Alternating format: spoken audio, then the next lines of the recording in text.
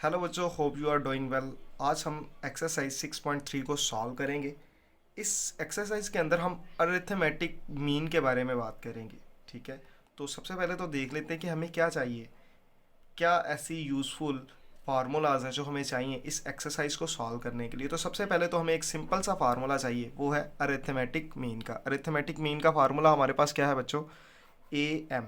Arithmetic mean ये क्या होगा? किसी दो नंबर के दरमियान अरिथमेटिक मीन कैसे फाइंड होता है? फर्ज करो ए और बी हमारे पास दो नंबर हैं, तो हमने क्या करना है, उन दोनों नंबर्स को ऐड कर देना और 2 पे डिवाइड कर देना है। तो यही हमें ये फार्मूला चाहिए जिसकी मदद से हम क्या करेंगे, क्वेश्चंस को सॉल्व करेंगे। तो हमने क्या करना है, क्वेश्चन 1 है, find arithmetic mean between 3√5 and 5√5। वो कह रहा है एक ये नंबर है और एक ये नंबर है, इसके दरमियान क्या करो, अरिथमेटिक मीन फाइंड करो। तो आपने लिखना है, सबसे पहले तो आपने लिखना है let A is equal to, आपके पास पहले वाले नंबर को हम ए कह देते हैं और दूसरे वाले नंबर को हम क्या कह देते हैं, बी कह देते हैं। ठीक है, अब हमने क्या करना है, वी नो दैट लिखना है, वी नो दैट। ये पेपर में कैसे करना है उसका तरीका बता रहा हूँ। इससे छोटा सा क्वेश्चन भी थोड़ा सा बड़ा होता नज़र आएगा आपको। ठीक है, तो यहाँ पर हमारे पास होगा क्या जी। तो अब सबसे पहले हमने क्या करना है, we know that A M is equal to A plus B over 2। हमने जस्ट वैल्यूज को पुट करना है। ए हमारे पास क्या है, 3√5, ठीक है, प्लस 5√5। याद रखें कि ये यहाँ पर इंडेक्स नहीं है, ये 3 यहाँ पर नहीं है, ये 3 सेपरेट है। ठीक है, ओवर में हमारे पास क्या आ जाएगा, 2। अब बच्चों यहाँ पर देखें, ये 3 है और √5 है, और ये +5 और √5 है। तो ये देखें 5 और 3 कितने हो जाएंगे, 8 हो जाएंगे। 5, ठीक है, ओवर 2, ये 5 है। ठीक है, अब देखेंगे 2 इसके साथ कैंसिल होके क्या हो जाएगा, 4√5 आ जाएगा। तो ये हमारे पास क्या आ जाएगा, अरिथमेटिक मीन आ गया। इसी तरह से बच्चों अब हमारे पास ये वाला क्वेश्चन है, तो इसी तरह से इसको भी करो। Let A is equal to 1 minus X plus X square, B हमारे पास है 1 प्लस एक्स स्केयर। अब हमने क्या करना है, arithmetic mean, we know that, ये आप लिख लीजिएगा, ए प्लस बी ओवर 2। अब वैल्यूज़ को पुट करते हैं। ए हमारे पास है 1 minus X plus X square, plus B हमारे पास क्या है, 1 प्लस एक्स स्केयर, ओवर हमारे पास क्या है, 2। अब बच्चों ये देखें, ये इसके साथ कैंसिल हो जाएगा। अब पीछे हमारे पास क्या बचेगा, ये 1 और ये 1, 2 हो जाएगा, प्लस एक्स स्केयर और एक्स स्केयर हमारे पास क्या हो जाएगा, 2x स्केयर। ठीक है, ओवर 2। अब बच्चों देखो यहाँ से 2 कॉमन आ रहा है, तो 2 को कॉमन ले लेते हैं, तो क्या आ जाएगा, 1 प्लस एक्स स्केयर, ओवर क्या आ जाएगा, 2।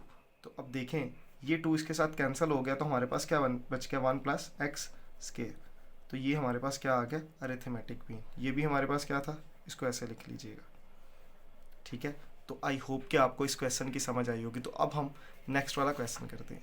अब बच्चों हमें ये क्वेश्चन दिया गया है, हमने इस क्वेश्चन को क्या करना है, सॉल्व करना है। क्वेश्चन 2 है, वो कह रहा है if 5, 8 are 2 arithmetic means between A and B, find A and B. अब इसके अंदर बच्चों वो पता है क्या कह रहा है, वो कह रहा है आपके पास ए और बी दो नंबर्स हैं और 5 और 8 उसके दरमियान दो अरिथमेटिक मीन्स हैं। तो आपने क्या करना है, आपने ए और बी को फाइंड करना है। तो सबसे पहले तो इसको मैं लिखता हूँ, जैसे वो आपको कह रहा है बच्चों कि आपके पास ए एक नंबर है और आपके पास क्या है, बी एक नंबर है। ठीक है, और 5 और 8 उसके दरमियान में है। ठीक है, ये इसके दरमियान में है। अब वो कह रहा है कि इस इंफॉर्मेशन को यूज़ करो और ए और बी को फाइंड करो। तो बच्चों हमने क्या करना है, ए और बी को फाइंड करना है। तो यहाँ पर उसने क्या बताया हुआ है, अरिथमेटिक मीन बताया हुआ है। तो यानी कि ये अरिथमेटिक सीक्वेंस ही की बात हो रही है यहाँ पर। ठीक है, क्योंकि अरिथमेटिक मीन की बात यहाँ पर अभी हम अरिथमेटिक मीन पर ही हैं, अरिथमेटिक प्रोग्रेशन या अरिथमेटिक सीक्वेंस पर है। ठीक है, तो सबसे पहले तो देखें यहाँ पर डी हम निकाल सकते हैं। डी क्या होता है, या इसको इससे माइनस कर दो, या इसको इससे माइनस कर दो, या इसको इससे माइनस कर दो। अब इसको इससे माइनस करने से डी तो हमारे पास नहीं आएगा, यानी कि कॉमन डिफरेंस। तो लेकिन अगर हम इन दो कंजेक्टिव टर्म्स को लें तो डी हम कैलकुलेट कर सकते हैं। तो कैसे आएगा, 8 - 5, 8 - 5। बात की बाद में देखते हैं कि क्या करना है। तो हमारे पास डी तो 3 आ गया बच्चों। डी हमारे पास क्या आ गया, 3 आ गया। अब बच्चों हमने करना क्या, हमने ये फाइंड करना है, ए फाइंड करना है। क्या हमने फाइंड करना है, हमने ए फाइंड करना है। अब यहाँ पर देखें ये कौन सा सीक्वेंस है, ये अरिथमेटिक सीक्वेंस है। कैसे है, ए में डी को ऐड करेंगे तो ये आ जाएगा, और इसमें से डी को ऐड करेंगे तो ये आएगा, और इसमें डी को ऐड करेंगे तो ये आ जाएगा। तो हमने इसी इन्फॉर्मेशन को यूज़ करना है। लेकिन देखें ए फिर कैसे आएगा, ए कैसे आएगा, ए आपके पास आएगा जैसे फ़र्ज़ करें कि इनमें से मैं डी को कैलकुलेट करता हूँ, इनमें से डी को कैलकुलेट करता हूँ, तो डी कैसे आएगा, D is equal to 5 minus A. अब देखें बच्चों अगर मुझे ए कैलकुलेट करना है तो मैं क्या करता हूँ, चलें डी की वैल्यू हमारे पास क्या आ गई, हमारे पास 3 आ गई, इज इक्वल टू 5 माइनस ए आ गया। अब देखें 5 को दूसरी तरफ शिफ्ट कर देते हैं तो क्या आ जाएगा, -5 + 3 इज इक्वल टू -a।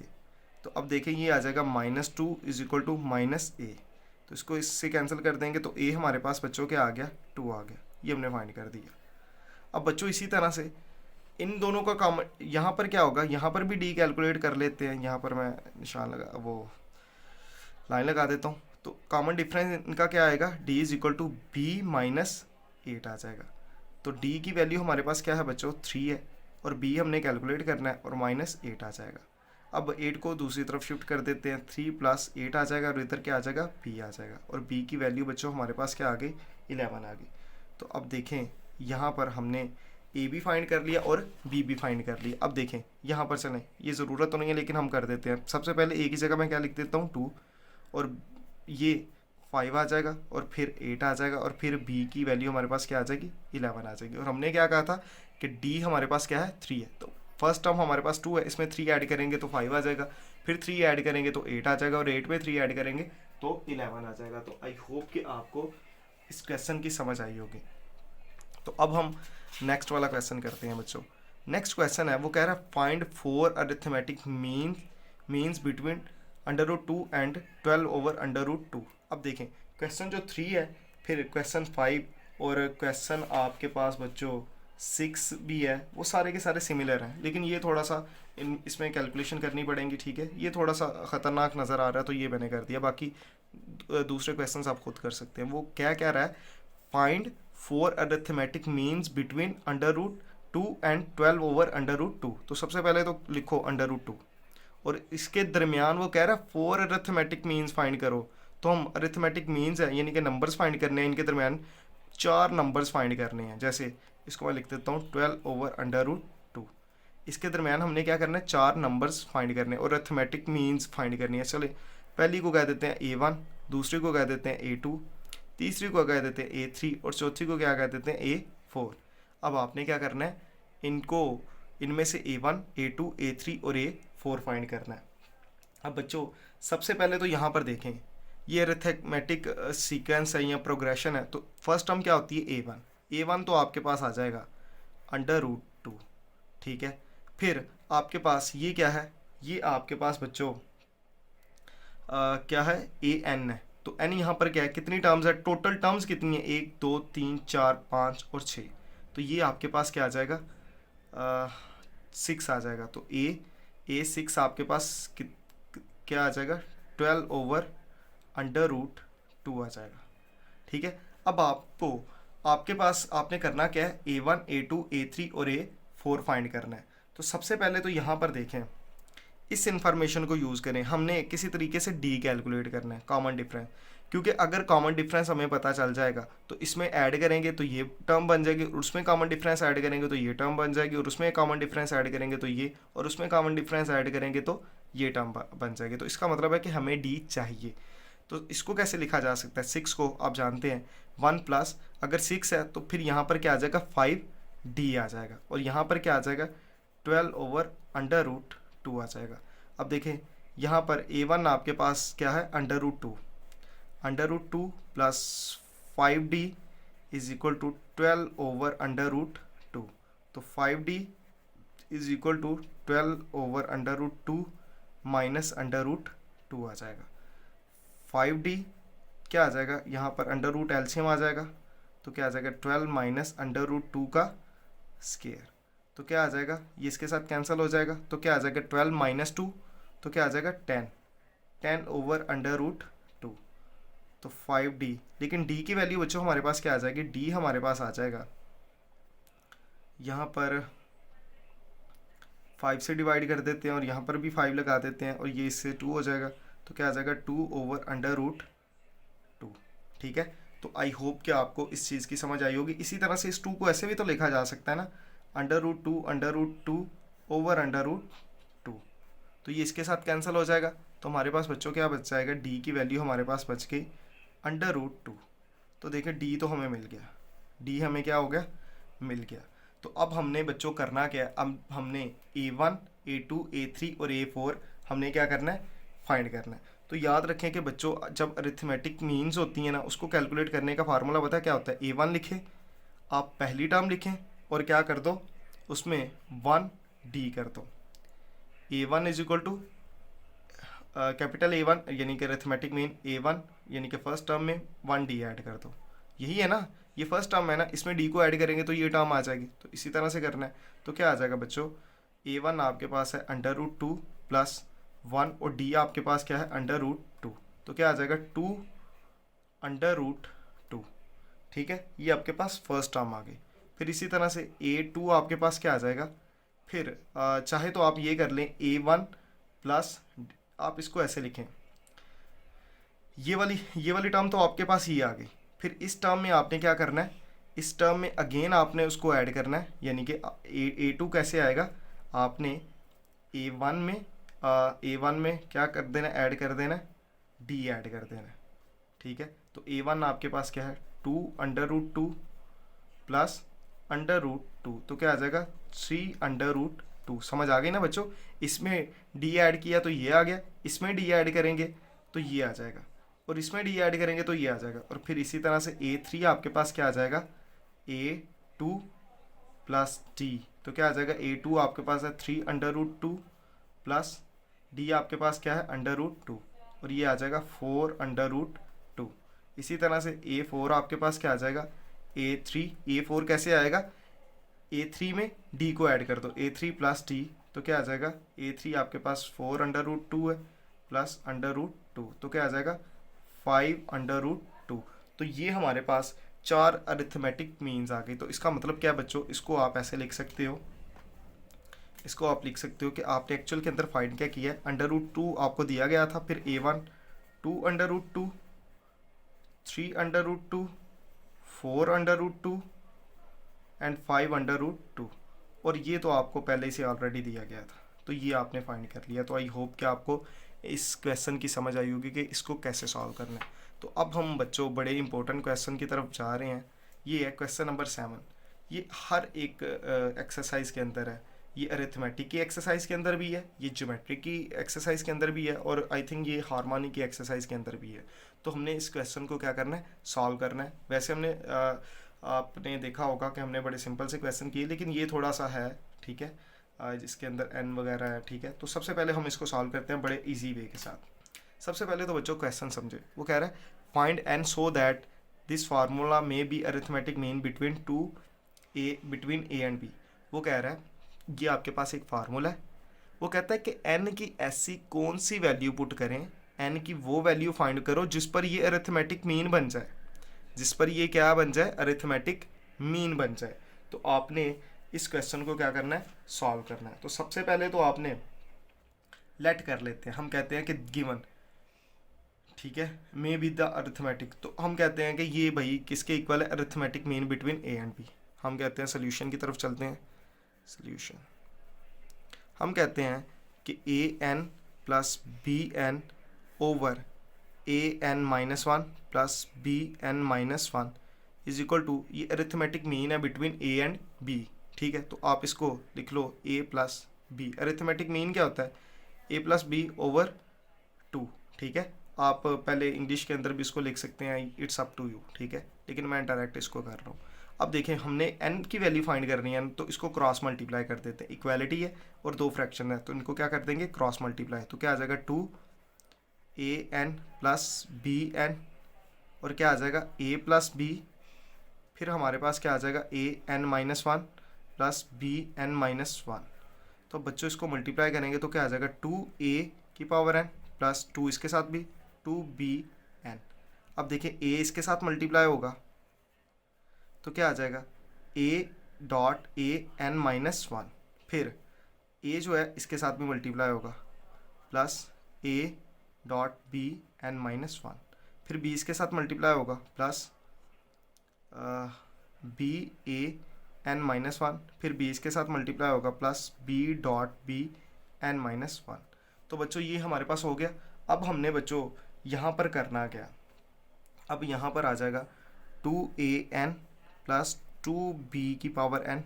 अब देखिए इसकी पावर 1 है और यहाँ पर भी पावर 1 है, तो बेसिस सेम है, पावर ऐड हो जाएंगी और ये 1 इस माइनस के साथ क्या हो जाएगा, कैंसिल हो जाएगा। तो हमारे पास क्या बच जाएगा, an आ जाएगा। इसी तरह से बच्चों हमारे पास यहाँ पर क्या बच जाएगा, यहाँ पर हमारे पास बच जाएगा प्लस abn माइनस वन। फिर बच्चों हमारे पास क्या बच जाएगा, a को पहले लिख देते हैं an माइनस वन, इसको पहले लिख देते हैं और क्या आ जाएगा, ये b as it is plus. अब देखिए बेसिस सेम है, दोनों ही b हैं, यहाँ पर पावर 1 है और यहाँ पर पावर n माइनस वन है, तो पावर्स क्या हो जाएंगी, ऐड हो जाएंगे और ये 1 इसके साथ क्या हो जाएगा, कैंसिल हो जाएगा। तो हमारे पास क्या बच गया, हमारे पास bn बच गया। अब बच्चों हमने पता क्या करना है, ये जो a की पावर्स वाले हैं ना वो उनको एक तरफ ले आना है और b की पावर्स को एक तरफ ले आना है। अब देखें यहाँ पर ये a की पावर है, फिर यहाँ ये भी a की पावर है, ठीक है, तो इनको एक तरफ कर दे तो हमारे पास क्या आ जाएगा 2an, इसको इधर ही रहने दे, फिर क्या आ जाएगा an, ये इधर आके माइनस हो जाएगा और इसी तरह से ये इधर आके क्या हो जाएगा माइनस का an माइनस वन, साथ में क्या आ जाएगा b। फिर इसी तरह से बच्चों यहाँ पर हमारे पास क्या हो जाएगा, इसी तरह से उसको जो है ना दूसरी तरफ शिफ्ट कर देते हैं, तो हमारे पास क्या आ जाएगा बच्चों, ये आ गया a b n minus one, फिर प्लस बी एन आ जाएगा और इसको इस तरफ शिफ्ट कर देते हैं माइनस 2bn आ जाएगा। अब देखो बच्चों ये दोनों सिमिलर हैं, ये दोनों क्या है, सिमिलर हैं, तो ये 2 है और ये 1 है, तो क्या आ जाएगा an minus an minus one b is equal to, ये क्या आ जाएगा abn माइनस वन और ये क्या आ जाएगा, ये -2 है और ये 1 है, +1 है, तो क्या आ जाएगा -bn आ जाएगा। बच्चों हमने यहाँ पर करना क्या है, यहाँ पर an माइनस वन कॉमन ले लेते हैं। अब आपको पता चल जाएगा ये क्यों की है, an माइनस वन कॉमन ले लेंगे तो यहाँ पर हमारे पास क्या आ जाएगा बच्चों, हमारे पास यहाँ पर आ जाएगा a और यहाँ पर इसकी पावर को जब करेंगे तो a ही आ जाएगा, ठीक है, a की पावर चले 1 कर देते हैं, ठीक है, माइनस ये तो कॉमन आ गए तो यहाँ पर क्या आ जाएगा b आ जाएगा और इसी तरह से यहाँ से भी n माइनस वन कॉमन ले लेते हैं तो यहाँ पर क्या आ जाएगा, सिर्फ a आ जाएगा और यहाँ पर क्या आ जाएगा, और यहाँ पर आ जाएगा b ही आ जाएगा, ठीक है। तो समझ आ गई इसके अंदर क्या करना है, क्योंकि अब देखिए जब भी कॉमन लेते हैं ना तो उसको क्रॉस मल्टीप्लाई करके देख लिया करें, इसको इससे मल्टीप्लाई करेंगे तो 1 इसके साथ कैंसिल हो जाएगा तो अगेन यही आएगा, और इसको इससे मल्टीप्लाई करेंगे तो यही आ जाएगा, इसी तरह से इसको इससे मल्टीप्लाई करेंगे तो यही आएगा, और इसको जब इससे मल्टीप्लाई करेंगे चूँकि यहाँ पर पावर 1 है तो वो 1 इस -1 के साथ कैंसिल होकर यही बना देगी। अब हमने बच्चों क्या करना क्या है, अब हमने इसको इस तरह से लिख लेना है, ये इस b-1 को मैं b-1 को यहाँ पर डिवाइड कर देता हूँ और इसको मैं यहाँ पर डिवाइड कर देता हूँ, तो क्या आ जाएगा an minus one over bn minus one, और यहाँ पर क्या आ जाएगा a minus B over a minus B आ जाएगा, ठीक है। तो आई थिंक ये विजिबल है, अब विजिबल है, ठीक है। तो अब हमने बच्चों करना क्या है, यहाँ पर चले मैं लाइन लगा देता हूँ। अब देखिए ये तो कैंसिल हो गया, ठीक है, तो हमारे पास क्या बच गया a ओवर b। अब देखें a की दोनों की सेम पावर है तो हम इस पावर को क्या कर देते हैं, 1 कर देते हैं, तो क्या आ जाएगा -1, और यहाँ पर क्या बच जाएगा, यहाँ पर 1 बच जाएगा। अब देखिए 1 का हमें कोई फ़ायदा नहीं है, हमने एक्चुअल के अंदर क्या करना है, n की वैल्यू फाइंड करनी है। तो फ़र्ज़ करें अगर यहाँ पर मैं कर दूँ n-1 और 1 को कुछ इस तरह से यूटिलाइज़ कर लूँ। अब देखें x की पावर 0 कर दें तब भी 1, 2 की पावर 0 कर दें तब भी 1, किसी भी नंबर की पावर 0 कर दे तो उसका मतलब है 1। तो 1 को हम कुछ ऐसा नंबर कंसिडर कर लेते हैं, फ़र्ज़ करें a और b, और मैं इसकी पावर क्या कर देता हूँ 0। अब देखिए बेसिस क्या है, सेम है और इक्वालिटी है, तो पावर्स भी क्या होंगी, इक्वल होंगी। तो n-1 is equal to zero आ जाएगा। ये मैंने क्यों किया, ताकि मैं इसको कंपेयर कर सकूं, ठीक है। तो n हमारे पास बच्चों क्या आ गया, 1 आ गया। तो ये हमने n की वैल्यू फाइंड कर दी। अब n इसके अंदर पुट कर देंगे ना, तो हमारे पास अरिथमेटिक मीन की वैल्यू आ जाएगी। तो आई होप कि आपको इस पूरी एक्सरसाइज की समझ आई होगी। फिर भी किसी किस्म का कोई क्वेश्चन है, then you can question me. Thank you very much.